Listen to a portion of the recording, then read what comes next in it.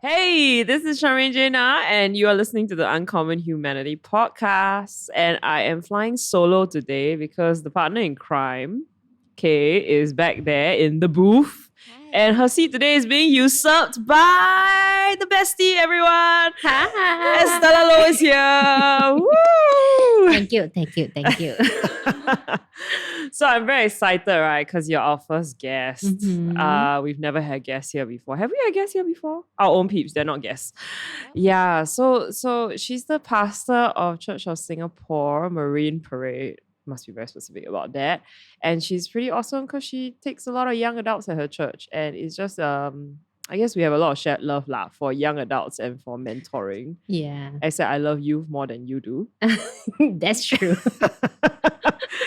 Yeah, okay. Hey, so tell us how you've been doing. How's everything? How is COVID life?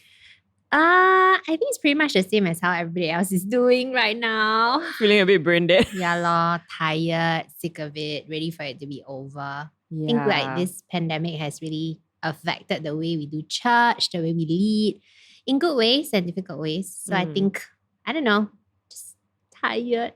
But it's okay. We can do this, everyone. Yeah, she's going to be coming to our church to preach in a couple of weeks. So get excited about that. She's always making a difference when she comes over here. So get excited, yeah?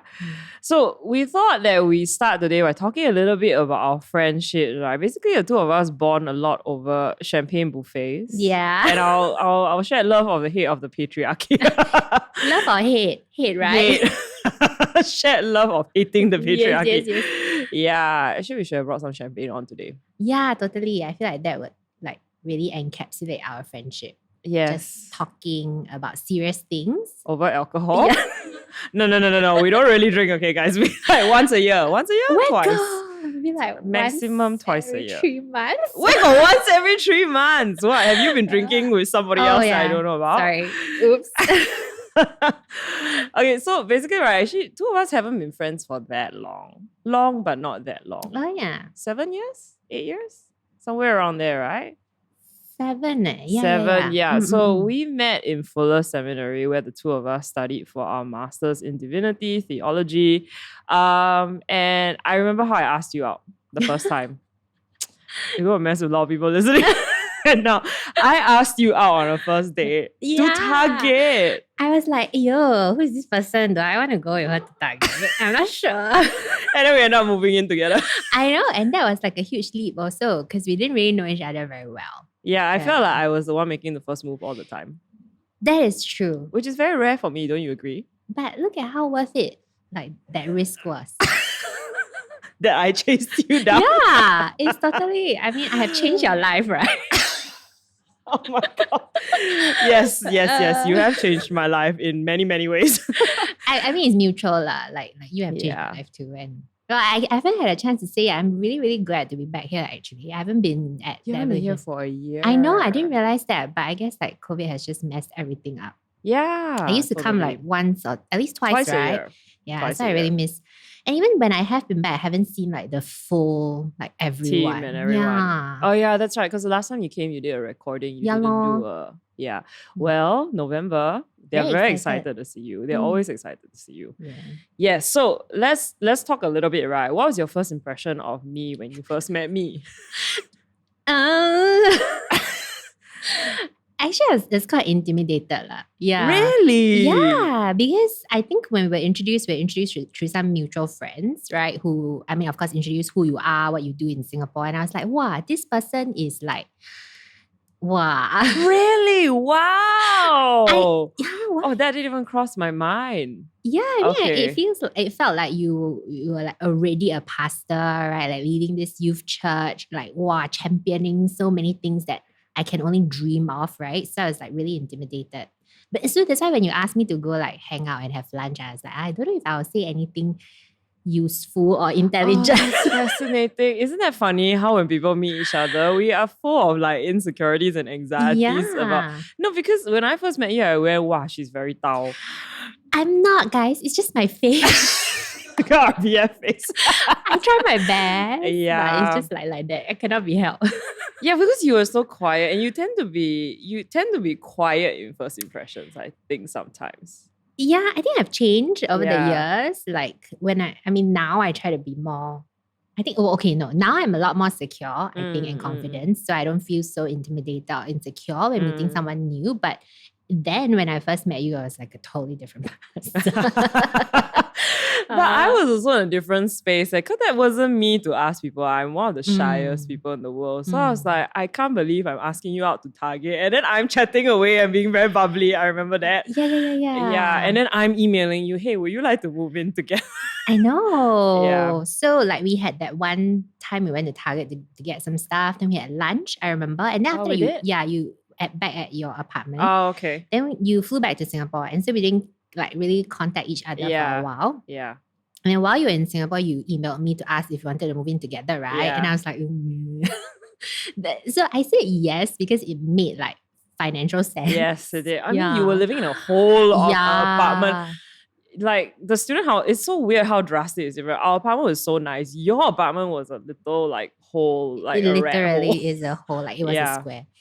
Yeah, so it was a good choice, like practically, but I think it would be a risk. But then when we did move in together, it was interesting to see and learn the ways we interacted, and then it worked out really well. Actually, yeah, we live really well together. Yeah, we do. But what was your first impression when we moved in together? Because that's different from first impression, right? Okay, I will always remember this, right? So I moved in first, and then you were still in Singapore. So then I just like I had plates and some stuff. So I just like put everything into the drawers, right? Oh my god, I know what you're going to I just put everything away, and I was like, okay, it's fine. The apartment looks fine. It'll be fine. And then like you arrived and then you looked at everything and then you asked me like, is it okay if I just rearrange the stuff? And I was like, oh, sure. So I stood there, I tried to be helpful. But obviously I didn't know how to help that. So I went into the room. And like about 10 minutes later, I came out and then you had opened up all the cupboards in the kitchen and you took a chair, you put in front of the kitchen and you were just sitting there and like looking at everything. And I was like, oh my gosh, this person is so weird. What do I do? I already signed a lease to stay with her for like, I don't know how many years. So it was a bit like, okay, clearly I've moved in with someone who's very unique. Thanks. Oh my god, I'm laughing through the tears in my eyes right now. Yeah, but well, I mean, so I think that is one of the things I realized very early on about you is that you think very strategically, right? You think about what makes sense for your life, for your kitchen, for your ministry, for your church, and like you take the time to do that. And I realized that that's your strength, but that's also like how we are different, right? Because for me, it's just like, let me just put everything away quickly so that we don't see all the mess, you know. But here's the thing, I'm very good at doing the first organization, but putting it back where it came from is a whole other story. Right. You did that in the apartment. Yes. So I like to do like regular small cleaning, and then you like to do like big cleaning. Right? Yeah. That's true. Oh, that's true. That is hilarious. Yeah. Quick but it all worked out. Yes, what? Yes, interrupt us. We're just going on and on about our wonderful friendship. Yes, we want to know, how are you guys similar? Oh. Why don't you? I think the two of us share a lot of the same values when it comes down to it. I think our upbringing in some ways is sort of similar. We had parents that are not very traditional as a family, but very particular about our values as people and how we treat people and how we relate. So we're very polite, the two of us. I feel we're also very considerate. Even as friends, even right now, is this okay with you? We always check in. We're not we don't ever override one another. Yeah. So I think in that way we're quite similar. Yeah. What else do you think we're similar? Yeah, I think we care about similar things. Yes. But that also developed because of our friendship, I would have to say, right? Like, well, at least for me, I think I learned to care about a lot of things that you cared about. Yeah, me too. Yeah, for sure. So like we kind of like co-created, I guess.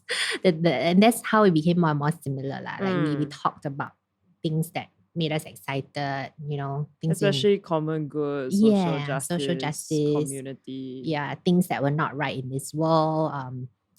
the way that we have been affected, right, by things that are not right. So we have these common values, common desire for a better humanity, a better world. Yeah. Yeah.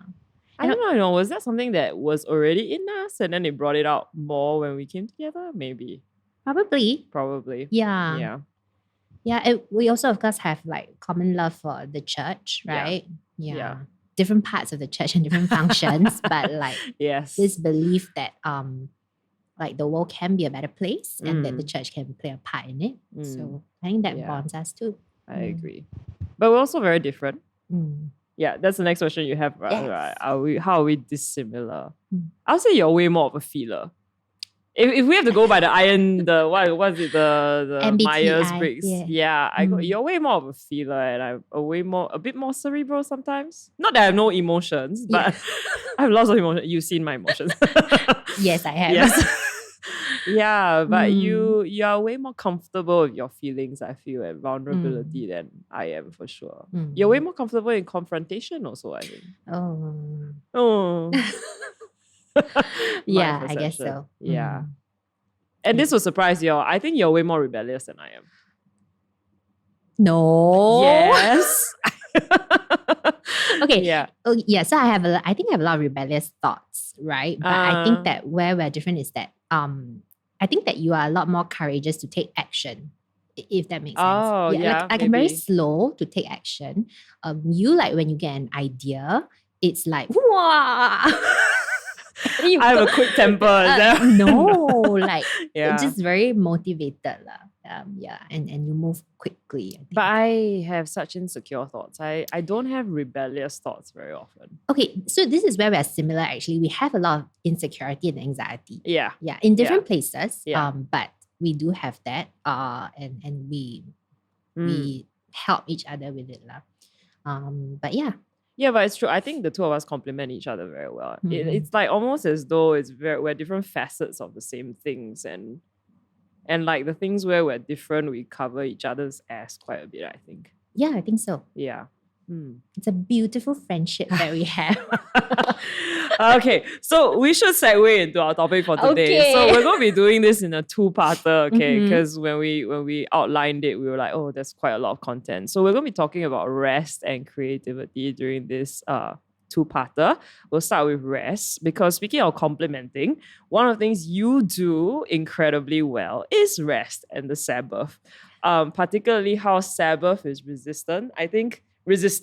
I think that's something that you brought into my life, especially coming from, I think when you first met me, I was like in full-on workaholic mode and everything. And that's something you really brought to my life for.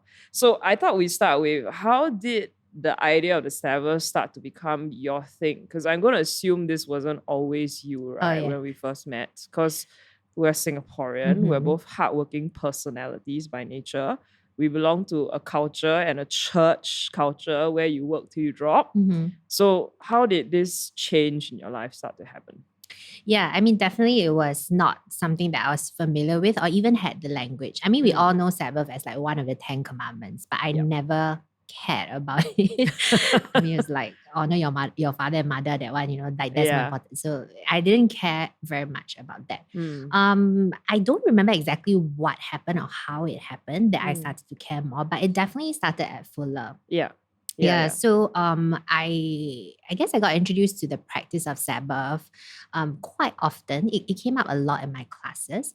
And then I got introduced to this book, which I brought. Yeah, Walter Brueggemann.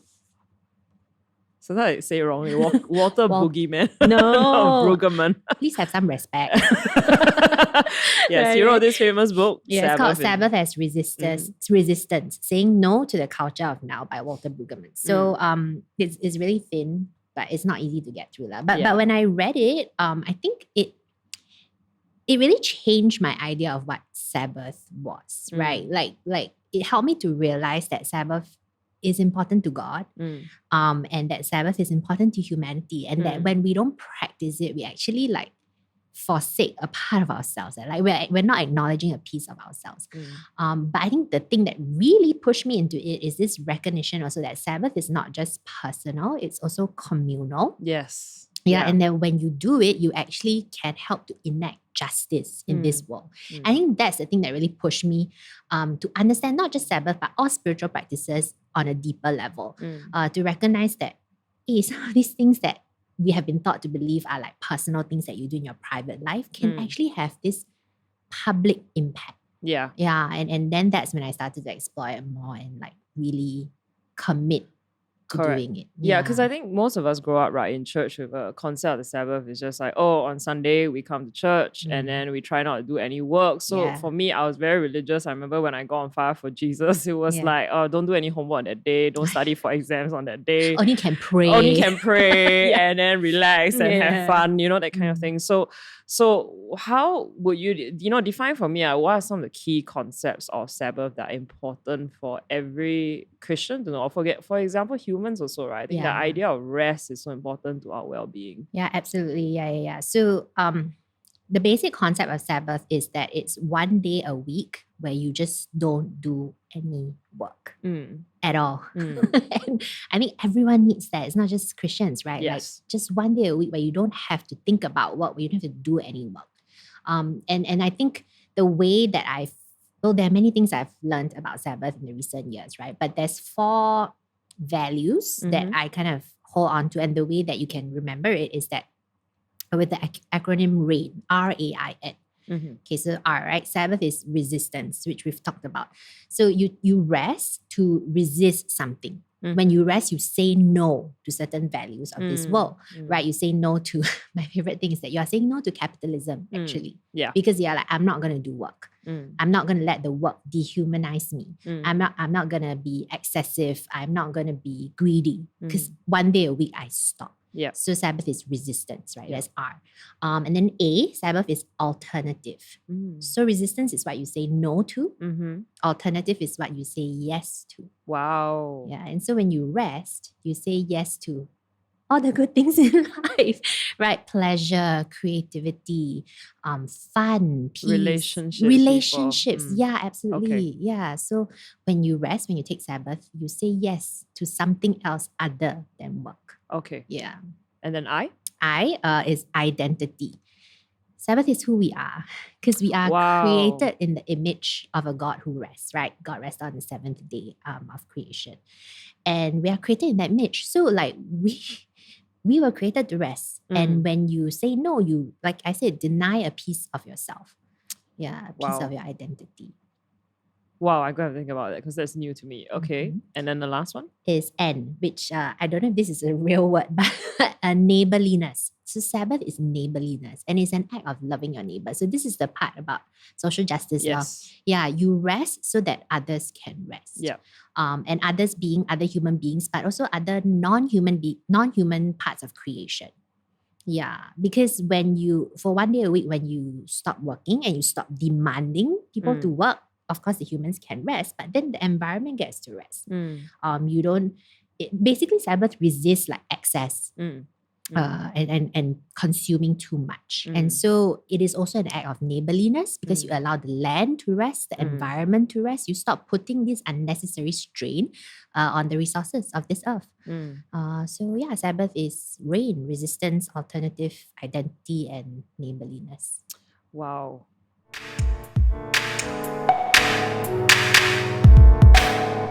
People always get the impression Sabbath is always about my rest and my self-care and all that. And I think the very important elements that I've picked up at Fuller too is this idea of community. Yeah. And that, like, if you think, we always talk about Sabbath is always on the Sabbath day you rest. And then we forget the rest of the Sabbath commandment, which has to do with everybody, your ox, your servant, your whoever's in your household, outside of your household, everybody gets to rest. Yeah.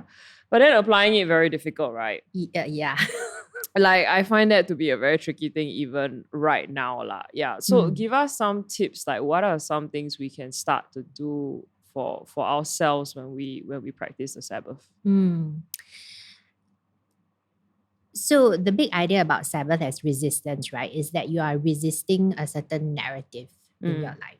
Right. So I think it does begin with us being able to identify some of the narratives that we hold. So an example of a narrative, it will be like, my value is in my work. right? And so you rest to resist that. And so being able to identify what's getting in the way of your rest is the first step.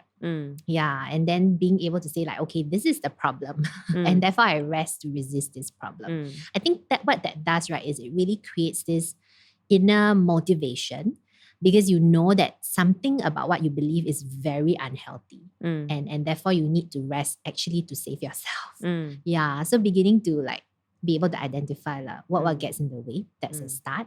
And then after that, you just got to go do it. Really, there is no other way. Like you can theorize, you can talk, you can discuss, you can read. But if you don't do it, right, then, I mean, Sabbath is a practice. Right? That is why it's called a practice because you have to practice lah.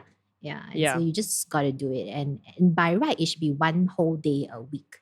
But I know that that's tough. So baby steps lah, beginning with half a day, a couple of hours, and then just keep growing your ability to practice it. Yeah, I think for me, right, I think one of the struggles I had was, like I was telling you earlier, right, that I did have a very strict way of doing the Sabbath. Like, okay, I'm going to every Sunday not do homework, and I used to do that as a youth.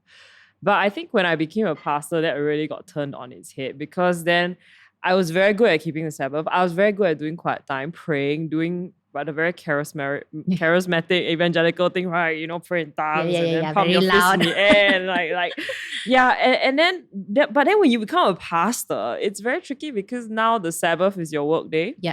For one, and then as for solitude in quiet time, right, it stopped being my solitude because then quiet time became about praying for people, striving for my calling. And then I started to realize that instead of it taking me into community, it started to become my isolation internally with the Sabbath. So I think that in the end was what burned me out. And that's the thing that for me, Fuller really helped to redeem because I don't know why we had so many of these practices embedded into our classes, right? But it really made me realize, especially now, I think this season in COVID too, is something that I'm working on, right? That you can rest and still be very hurried in life. And then you can very easily confuse isolation and solitude. And like, I think, talk to me about how do we create quality silence and quality solitude in our lives when it comes to practicing the Sabbath? Yeah, I think the first thing we got to understand about these practices is that when you practice these things, they are supposed to flow out to affect the rest of your life, not the other way around, if that makes sense. So like you practice silence, solitude, Sabbath, so that spirit of rest and stillness and calm kind of spills out of you to affect the things around you. Oh, wow. Yeah. And so it kind of starts from these practices and it flows out into your life rather than, like life is so crazy and so like I run away and I withdraw. Sometimes you have to do that. I mean, life is really, really hard and sometimes you have to do that. But the thing about spiritual disciplines is that you do them regardless of how you feel. Whether you think you need them or not, you do them because it kind of like builds you up, right? To prepare for the mountains and the valleys of life. So you do them regardless of how you feel. What was your question? Quality silence and quality solitude. Right. Okay. Yeah. So for me, and I think this is different for everybody, right? My underlying assumption when I approach all these practices, right, is that I believe that God is everywhere. God is in people, in processes, in my experiences, even in my emotions. And God is everywhere. It's just that I have trouble paying attention. And so these practices of Sabbath, silence, and solitude, what they do is they help me to pay attention. And that's what I define as quality. So it just is really about creating the space for me to pay attention to how God is at work. So for example, right, Sabbath is resting from work and the distraction of work so that I can pay attention to God. Silence is taking a break from the distraction of sound, of noise, of conversation, of people's thoughts and ideas, and creating the space for God to speak and for me to listen. Yeah. And then solitude is creating space away from people and their expectations, which is really, really hard for me. And so separating myself from that so that there is space for God to speak and for me to hear what God's expectations are. Yeah. So do you find that as a leader, right, Mm. that your Sabbath has to be a separate day from your Sundays at the Yes. moment for you? Yeah. Absolutely. Mm. Yeah. Okay. So I'm not sticky that it must be Sunday because it really isn't possible. And like not just for pastors, but for many people, like imagine like frontline workers or people who work on shift, like you cannot be so sticky and legalistic about such things. I think the idea that it's once every 7 days is helpful because it is a rhythm, right? Like actually you can feel in your body after about 6 days of work, you're like, okay, I cannot take it, I need to rest. So it makes sense to have it once every 7 days. But when that seventh day is, it doesn't have to be Sunday. So for me, it's Monday. For a lot of pastors, it's Monday because that's when you crash after like Sunday and all the high of so many people. And I think that's fine. So Sunday to me is a work day. It is, of course, a work day among people I love and in the presence of a God I love, but it's still work. It's still ministry. And so I see it as such. I approach it as such. And then Monday is my day off. Got it. Okay. So I think for me, well, right now Monday isn't my day off because I find like there's too much going on for me to evaluate on Monday. So now I've shifted it to Thursday because that works better. Because I think one of the conundrums I think with practicing the Sabbath as an individual, right, is that you kind of can't practice the Sabbath without changing the other 6 days of how you live your life, right? Yeah. Because if you're kind of ramping up, like I'm going to chong everything in 6 days, you can't wind down fast enough to practice the Sabbath on the Sunday. That is true. Yeah. And I think in that regard, I think that's how, for me, like your book is Sabbath as Resistance, Walter Brueggemann. My book is Heschel. And the Jewish thing, that idea of like everything stops is very strong in the Jewish mentality. Like one of the stories he tells is about how his peeps in his church will literally like at 5 p.m., right, just before sundown, right, they hurry up, go and forgive one another, reconcile, and then like they're rushing around the house, preparing everything, and then the moment like they sit down at the table, it's a moment to stop. And then they go straight into Sabbath with a complete calm. And I find like that mentality has been very helpful for me. Yeah. But let me bring it further, right, which is then how do we balance the idea of Sabbath as an individual, rest as an individual, with resting while you're in community? Because technically, ideally, right, Sabbath is the day we're supposed to come together to worship and gather and rest together. How do we do better at creating that in our gathering spaces? Wow, this is a big question. And it's something I'm still trying to figure out. But so remember I said like Sabbath is about resisting the big narratives in your life, right? So I think personally for me, because my work is so social and so much in community, and of course it's very life-giving, otherwise I wouldn't be doing it, right? But that is why rest for me really needs to be solitude, right? Like I just really cannot be with as an introvert, you know. So I do not take Sabbath with other people, but I actually wouldn't be able to take it without the help of other people, if that makes sense. So I try to take most of my Mondays alone. But the only reason I can do that is because the rest of my community respects that is my Sabbath. And that is a very hard thing to do in a church, to tell people like, please don't come and ask me anything on Monday, okay? And it's something that has to be cultivated, that has to be like constant holding of boundaries and love for one another lah. So like they love and care for me and want me to rest and vice versa. So they know Monday is not to be touched. So in that sense, I take Sabbath not physically with community, but I wouldn't be able to take it without them. Community. Yeah, if that makes sense. Yeah. I think for me, the one thing that has helped, so I think that's one thing I do, well, have been thanks to you and maybe Jane as well. Always like, what, are you taking your day off? Take your day off, you know, to have solitude. But I think one of the things that has helped me that I picked up again from Fuller was traditional liturgy and contemplative practices. Yeah. Like I think Fuller reminded me, because I came from a traditional background originally before I went full charismatic. And it reminded me how much I love traditional liturgy, because there is that sense of like I'm together with everyone and yet I'm having an individual moment with God. Yeah, I totally get that. Yeah. Yeah. And I feel like that restored that feeling and has allowed me to now, with our gatherings in TiVo, be able to hold that Mhm. even within myself, that I am with people, but I still have my moment of solitude in community. Yeah. Yeah. Yeah. Yeah. And also, let me, I miss this so much. I always say I miss this, but remember we used to do Bible reading Yeah. with JC, with Chris, and Yeah. sometimes Jill. Yeah. I think that was one of the most wonderful things that could have ever happened to me while I was at Fuller. Mm.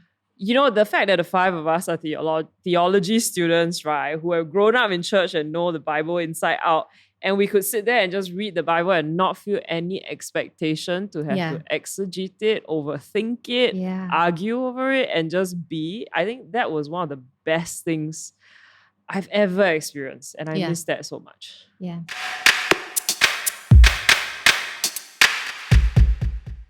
Okay, so let's wind down a little bit, right? Because we want to get to, Estelle's going to take us through some practice. We'll do a bit of Examen, her version of Examen today. But I want to ask you, because, you know, COVID has been a lot of changes, right? And sometimes it's almost as though there's a degree where the Sabbath gets taken out of our hands because internally we're constantly changing, constantly trying to keep up, right? So what are some things you have done during this period to slow down when things are moving really quickly, and slow down when there's anxiety in your body and your mind, where things are kind of running around? You know, young adults, we're all thinking what to do with our life, trying to move and yet not being able to move. What are some things you have done to slow it all down so that you can return to a space where there is solitude and there is silence within? So like silence and solitude is almost like you have to practice it in order to reach that space. It's a muscle. Yeah. So it's not like silence is a destination. Okay, this will sound very cheesy, but it's not a destination. It's like a journey to get there.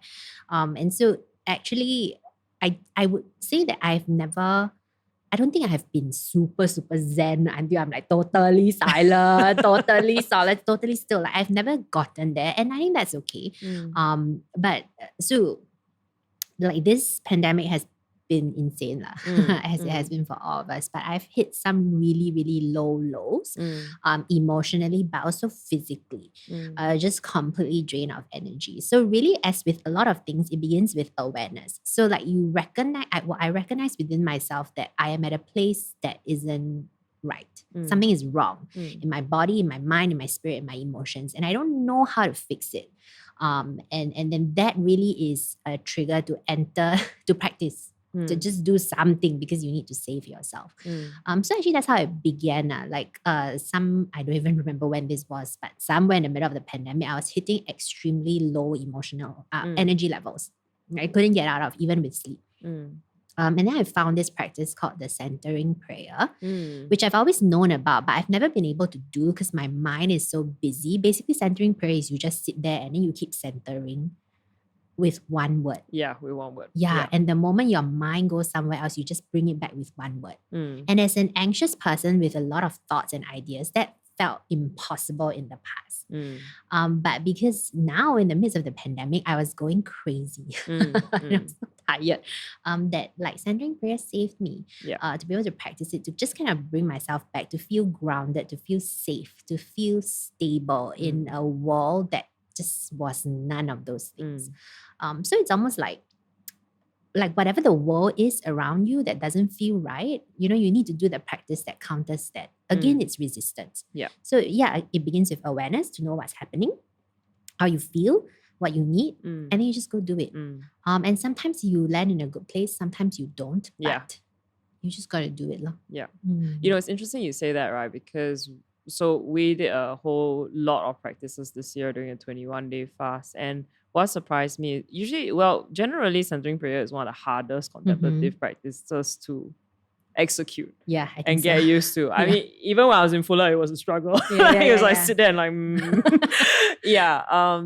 but the interesting thing was I did find that when you get there, for me this year, centering prayer has been more powerful than, let's say, something like Examen.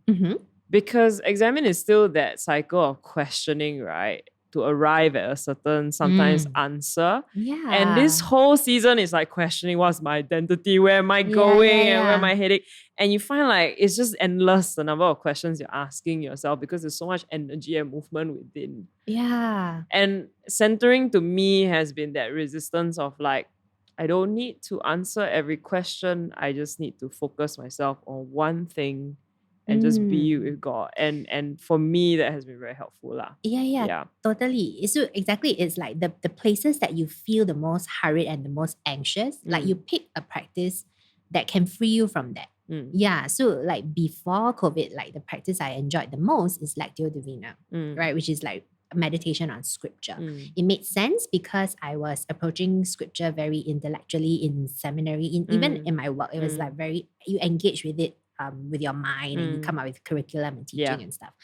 And so Lectio freed me from that, right? Because you could just like approach it and like, what stands out to you? It's just like it's a very emotional connection with scripture. And so that practice freed me from the intellectual engagement. And so now centering prayer in the midst of the pandemic is because emotionally and like just mentally, you're just all over the place and you're looking for answers that will never come. And so so centering prayer is just like all of that doesn't matter. You sit in the midst of the uncertainty and accept that this is what it is. And you just be. And that freed me from the need to know exactly what's next. Because until today, we don't know what's next.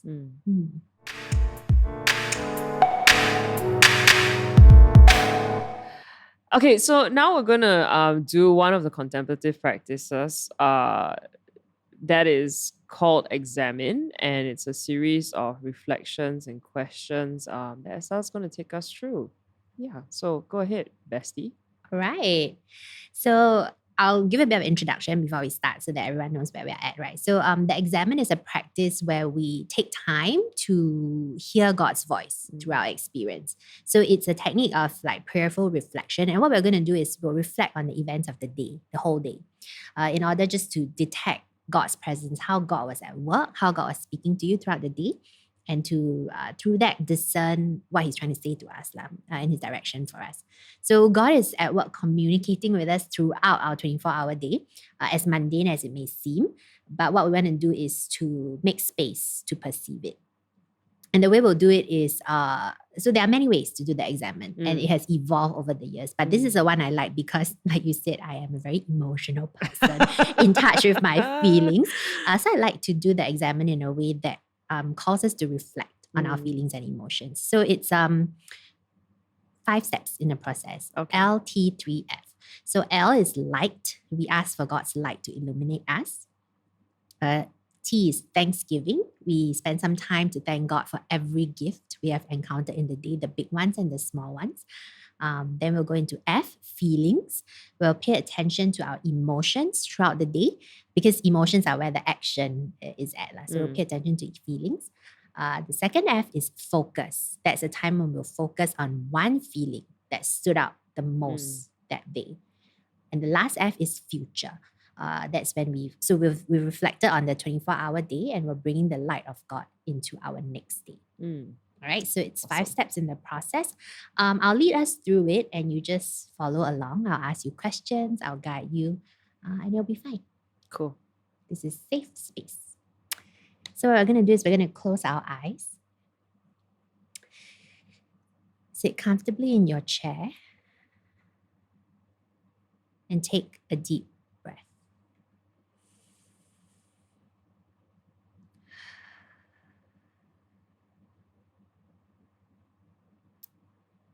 Take another deep breath.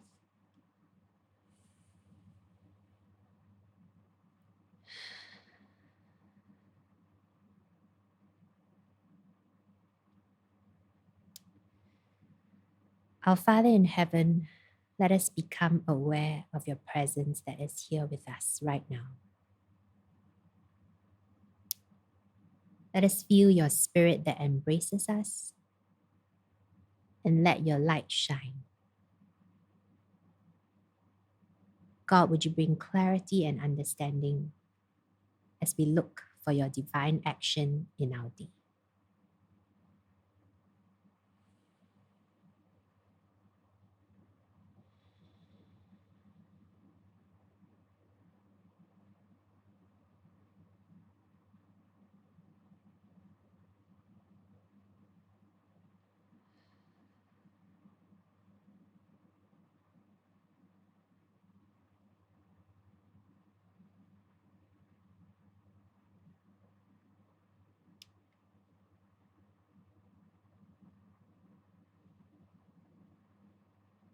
Let us now take some time to walk through the past 24 hours. From hour to hour, from place to place, from person to person. And let us thank God for every gift that we encounter.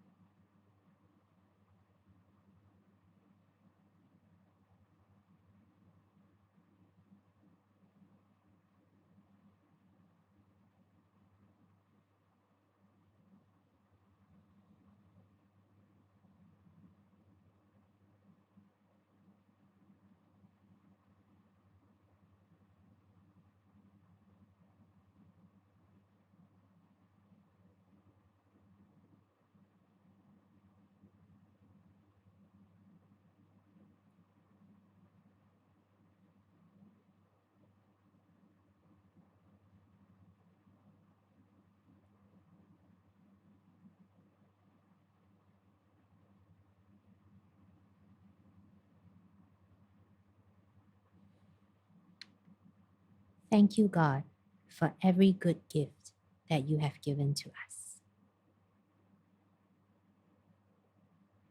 Let's now pay attention to the feelings that have come up as we walk through the past 24 hours and name each one. You can use an emotional wheel if you need help naming the emotions.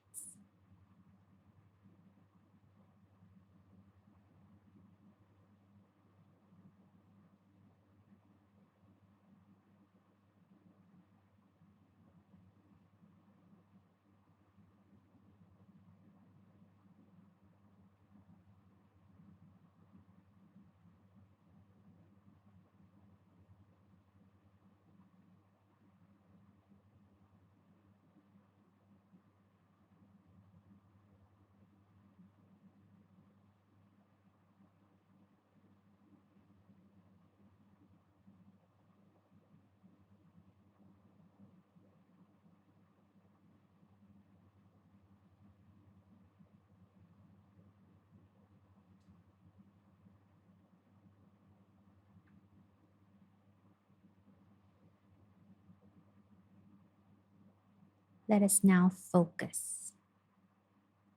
Is there a particular feeling that stands out the most to you? Sit with it. Look at it. Observe it.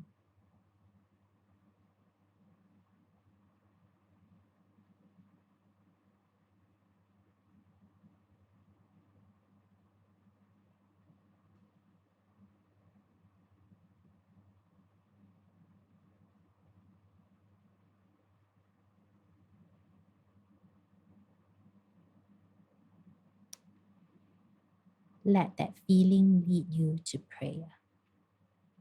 Allow that prayer to rise spontaneously as the Spirit guides you.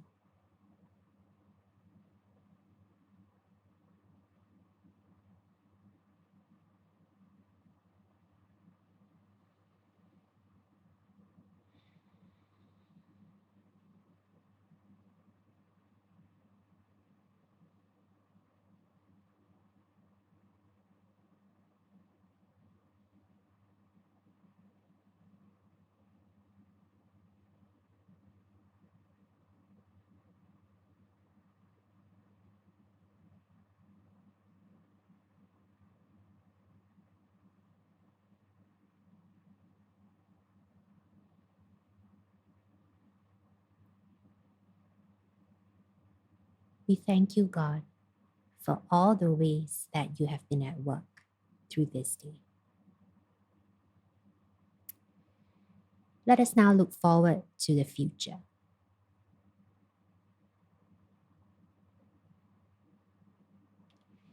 As we look to tomorrow, whatever you feel, whatever you may observe, whatever you may be looking forward to or not looking forward to tomorrow. Let's take some time to surrender it to God in prayer.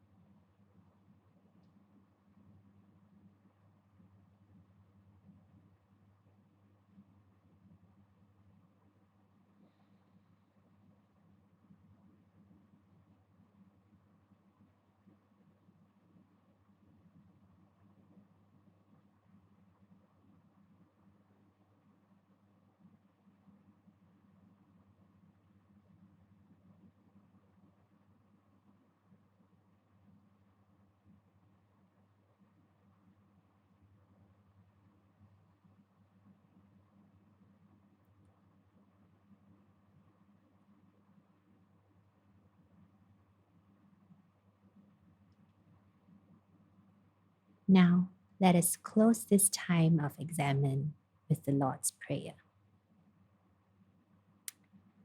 Our Father in heaven, hallowed be your name. Your kingdom come, your will be done, on earth as in heaven. Give us today our daily bread. Forgive us our sins, as we forgive those who sin against us. Lead us not into temptation, but deliver us from evil. For the kingdom, the power, and the glory are yours, now and forever. Amen. Amen. Don't you feel more present now? Welcome back.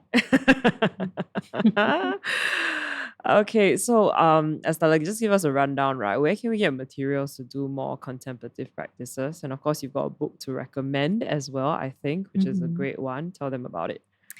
Well, so there's an app actually that I use sometimes. It's called Lectio 365. So LECTIO 365. And basically it's someone doing what I just did. Okay. Like leading you through. And so you can listen and it's about 10 minutes. They have like a morning and a night. So every morning and night, every day there's a morning and night recording. Cool. That you can just listen to for 10 minutes. It's very centering. So you can download that like the 365. In terms of materials to read, just Google contemplative spirituality, Ignatian spirituality, then all these different practices will come up. Of course, if you want to read like legit books, then Sabbath as Resistance is one. There's another one called Sacred Rest, but that talks more about like how to rest. And it does cover some practices of rest as well. Yeah. But I think in our world, sometimes we need someone to guide us along. So yeah, I think for that, Lectio 365 would be great. Cool. And of course, if you're peeps attending the Evolution, right, we do have all these guided prayers in our 21-day fast Instagram account. Wow. So you can go to TiVo Resonance and follow along with those, or you can look at the annex in our follow-up class material and you'll have some instructions how to do different stuff over there. But I really do recommend that book, Sacred Rest. It's by, what's her name? Sandra Dalton. Yes, there you go.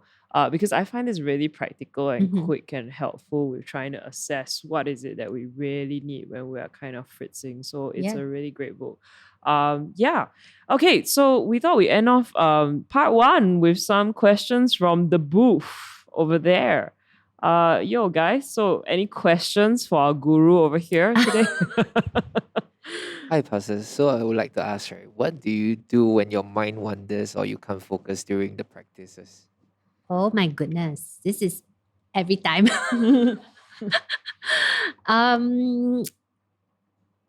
Okay, so your mind wandering is not always a bad thing.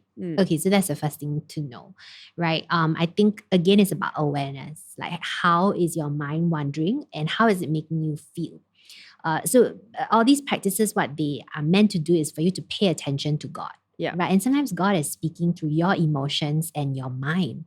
And so the key is to pay attention. Mm. And so if your mind is wandering and that's causing you anxiety and causing you craziness and stress, then, that's something you might want to release and surrender. So you respond accordingly.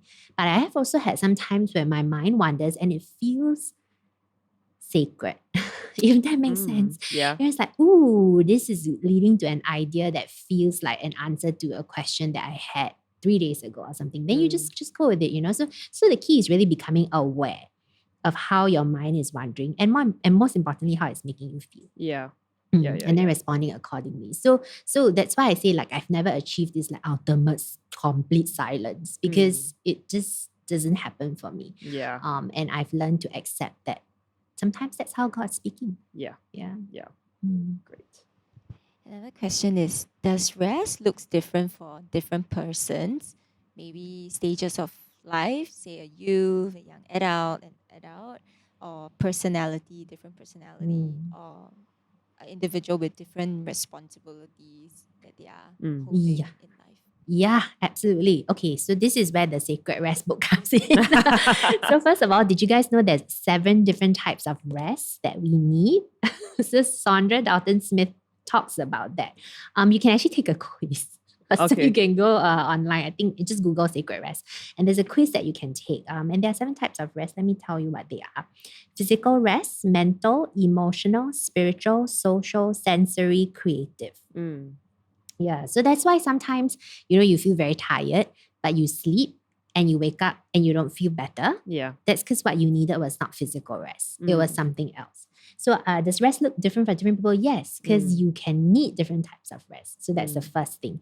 And then to the other part of the question, which is like stages of life and responsibilities, again, absolutely, right? Because it's not a one-size-fits-all kind of thing. And it was never meant to be that way. And so that's why, again, I said you have to be aware of what's going on, what you're resting from, and what you're resting for.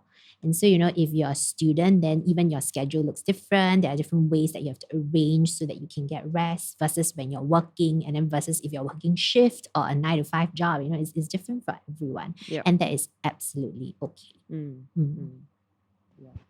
That's cool. I wanted to ask, right? So like, what do you do when you just really feel very overwhelmed? Yeah. Do you want to answer that? I think you should answer that. Yeah, they have Aiyo. me all the time. We have you for a short space, so we should milk you for all your work. So the reason is because I don't know. It's been an overwhelming time, isn't it? Yeah. Okay, so what do I do when I feel overwhelmed is I lie down on the floor. Do you really? I do. I just did that today actually twice. So it's been an overwhelming day. Okay, because actually there's something that you told me that worry is in your brain. Oh, right? Fear is in your heart and anxiety is in your body. Yeah. And so when I'm overwhelmed, it's usually anxiety, which means that my body needs to like snap out of it. It needs to reset. And that's why centering is helpful because it grounds me. And so sometimes I really need to be grounded literally, which is why I lie flat on the ground. And I just don't do anything and I just accept for the next 10 minutes that nothing will get done. And that's fine. And I set a timer for 10 minutes because that's about how long it takes for me. And I don't want to be like drawn back into the anxiety or into what has been overwhelming me. So I set a timer for 10 minutes and I lie down flat on the ground, no pillow, no nothing. And I just feel the fullness of the ground holding me, supporting me. And that is usually enough to calm my body, sometimes to a point that I fall asleep. And normally if I fall asleep during these grounding practices, it's the best kind of sleep I can get. Yeah, it's because enough. You calmed your body down. Yeah. Yeah, and it's enough to like be able to help me not feel so overwhelmed. Yeah. You're giving me so many thoughts right now. But this is where I find it very interesting. So we're going to talk about this in the next episode, right? About creativity. And you grounding yourself on the floor, that's as artistic as it gets. It's just practical. And so I when I tell people this, they think I'm weird. But really, it is about paying attention to what you need. because you can't go Google what to do if I'm overwhelmed. Like, I don't think it works that way. You really have to know what your body needs, what your mind needs, what your heart needs in that moment, and then just go do it. Right? Sometimes also I can feel like I just need to get out of the house. So sometimes I just get out of the house. I just find somewhere and I scream. You scream. It only happened once, okay, when I really couldn't take it anymore. I was like screaming. I sound like a crazy person. It's okay. I punched my sofa. Because this has all of this Yeah. stuff has happened in the past 2 years because pandemic. So I cut myself some slack. But yeah, so pay attention to what you need and then just do it. And you can feel that there is a release and a liberation almost.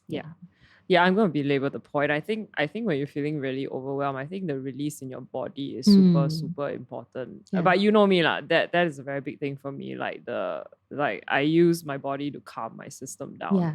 Whether it's exercise or swimming or a sprint or the grounding thing on the floor, I think works very well as well. Because there's something about posture, right? That's why the Bible is so big on worship and our posture and worship. Because every way in which we move our body creates a certain cognitive response. Yeah. Yeah, and I think the whole lying down, whether it's prostrate or flat, it's like an act of just surrender, stop, enough, you know? And yeah, it's a weird thing. Our body is such a holistic thing that you move one part and it changes something neurologically. Yeah, so I would say definitely the body thing is a big one. Yeah. So one more thing I haven't said much is breathing. We really need to breathe. Deep breaths, like huge inhales until you cannot anymore and huge exhales until you cannot anymore. Yeah. And don't be shy to do it. Like sometimes we're in a huge group meeting and I say like, everybody, we're going to stop and breathe now. And people can't do it because they like, very clenching. awkward. Yeah, and then they can't and they feel it's weird. Yeah. But it's not, it really, again, does something in your body and it just releases the tension. And also like, if you don't breathe, then you're dead. So just breathe. Yeah. I really cannot say this enough. Again, it's one of those things because when I'm out and about, I can't just like suddenly lie on the floor. Then I really jealous. So in those moments, especially when I'm among people, breathing helps. Yeah. Yes, wow, that was really interesting. So another question is, how do you make sure that rest is not restlessness? And maybe, I don't know, maybe we need moments where we actually need to hustle harder so that we can rest better? That's true too. Okay, then you can answer this one. Yeah. Yeah. Well, I think so. Like I think sometimes, so this is an interesting thing that I learned recently, right? Right. Our body has a response to anxiety, right? The flight, Flight, freeze. and Freeze. freeze, right? The one that takes up the most energy is freezing. Oh. Because you're not getting it out, the energy is all contained. It actually takes a lot more energy to stay still. So I think like there is like when it comes to restlessness, I think it's one of the most energy consuming things, that when you're still and you're restless, like hurried, you cannot be present, you cannot breathe, you're clenching, all those things. And again, I think it goes for me, right? I'm very oblivious to my emotions, you know this, right? And burnout, I tend to be, and I only know when I'm burning out by my body's reactions. So the moment I stop to recognize like, I'm clenching or I'm not breathing or I'm breathing very shallow, I know that I'm containing that energy and the awareness of it. And then again, not breathing, not having to release it, I think is one thing. But I also do think that when you're bored and when you're not hustling, when you're lazy, that creates its own restlessness where you can't rest, because there's a relationship with work and the Sabbath. Like God worked, He created, and He rested. There's supposed to be a very good, healthy, symbiotic relationship. Yeah. So I feel like you can't really fully rest well when you are not working also. Right. Yeah, absolutely.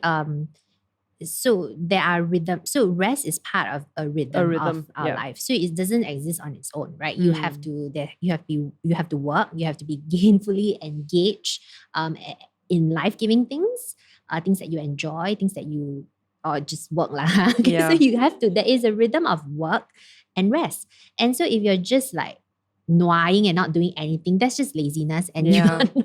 you're not being human either. So there is that symbiotic balance between like working and resting, and that's what makes us fully human lah. Creating and then not creating, producing and then not producing. So Yeah. there is this balance. But then the question of does this mean we need to work harder 6 days a week in order to rest on the seventh day? I don't think that that's true. Yeah, because I think our system leans into too much work, right? Yes, correct. Yeah. Because I think that we feel that way because we feel like we have not enough or that we're not doing enough. But again, that's a lie of capitalism. That's a lie of this world. And so actually what we need to do is then adjust our ideas of what we need or what we're supposed to produce, and then be okay with what we can produce in the 5 or 6 days that we do work. Yeah. Pastor, so for the youth, how would you encourage them to make this a part of their quiet place repertoire? Repertoire. Wow. For the youth, just do it lah. Don't be afraid to do it. I think that as youth, we like macam I youth like that. But as young people, right, there's so much pressure from ourselves, from our parents, from school, from church even sometimes, right? And there's a lot of conflicting demands. But I think it's about prioritizing and knowing that rest is already a part of who you are. So it's like doing something that's actually natural to you, but has been told to be shut down because you have to achieve certain things. So as a young person, just do it and do the things that feel life-giving. And that feel completely opposite to what it feels when you have to work, So Yeah, I agree. yeah. Yeah, because I think now the generation, compared to us when we were growing up, there was space to Sabbath and to rest and to pray and to hear God. And now I feel like it's just taken up by so much noise. Whether it's school, expectations, they're on tuition perpetually, social media. I feel like they don't rest well. They have fun, but fun isn't always rest. Right. Yeah, so you saying this is making me realize. So one big thing I think that young people nowadays have to rest from is noise. Yeah, and sensory rest is very important for you guys because you're always engaged on the computer, on your phones. I'm not trying to be a boomer about it, but like it really is sensory overload. It's so bad for your body. And so being able to remove yourself from that is very important. And I don't know how, but it really does call for something different. So, like you're not playing computer games, you're not like on a Zoom hangout with your friends, but you're actually seeing someone face to face maybe, or you're going for a walk or something that like is a departure from your normal environment. I think is very important. Yeah. Yeah. And I think that's a good place to land. Yeah. So part 1 today, like, share. We really appreciate that because it helps us get some traction. And we'll see you for part 2 in a second. Okay. Bye. Bye.